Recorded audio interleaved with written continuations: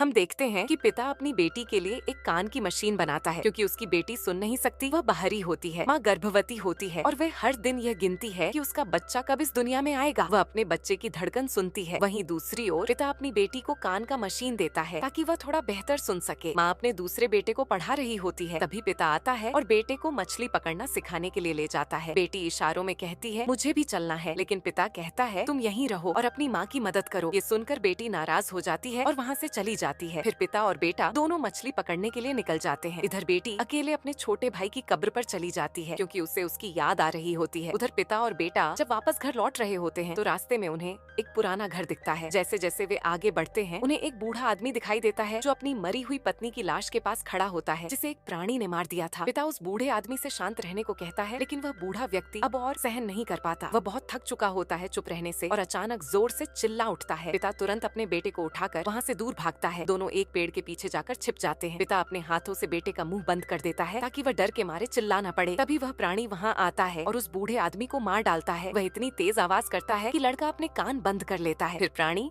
वहाँ से चला जाता है। दूसरी ओर माँ को कुछ अजीब महसूस होता है क्योंकि उसका बच्चा अब किसी भी वक्त जन्म लेने वाला होता है। अगले भाग के लिए सब्सक्राइब करना न भूलें।